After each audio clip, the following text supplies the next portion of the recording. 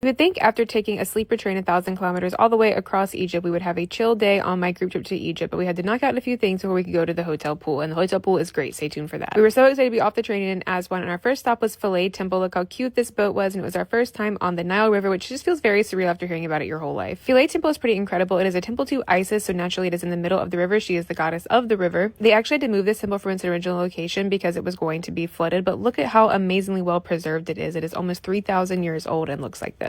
Now, it was time to learn from our favorite Egyptologist guide, Hani. Those of you who know Hani and like to spy him in my videos, yeah, he's the best ever. If you need an Egypt guide, go with Hani. After a few hours of exploring the temple, checking out all the different corners and hieroglyphics, let all the windows out onto the Nile, you can just think about how people in ancient days might have looked out the same window you're looking out right now. It was time to wind down a little at the cafe. It was really hot this day. It's a lot hotter in Aswan than it was in Cairo, so of course I had to cool down and hang out with the kitties and have some cold bevies. This tea was like $4, which is crazy to pay in Egypt, but I needed it, okay? You definitely want to always have cold weather with you, especially in Upper Egypt. This part, it is a lot hotter, like I said. We headed back across the Nile and we had some views of the Nubian villages. If you've been on Egypt TikTok, you've probably seen these colorful villages that are painted. They are really interesting. We go to one later in the trip, so stay tuned.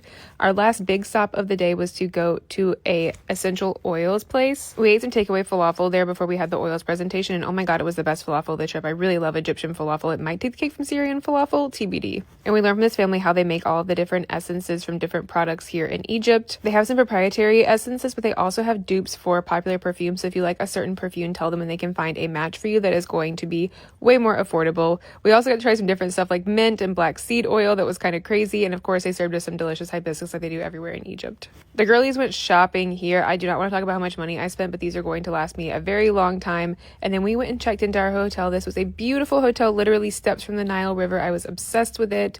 We really popped off picking the hotels for this group trip. And of course, it's like 110 degrees outside, so we spent the entire rest of the afternoon at the pool. The pool overlooking the Nile River, by the way, which again, so surreal, not something I ever thought I would get to do in my lifetime. I'm just exceedingly grateful for like experiences like this. Who sits at the pool and has wine and looks over the Nile River with a bunch of your girlfriends? Like, I feel like I've truly peaked in this moment. We actually have to wake up at 3:30 tomorrow because we're going to Abu Simbel, so we ended the day pretty early. We just showered, got some yummy dinner. Egyptian food is so good, and went to bed. Bye.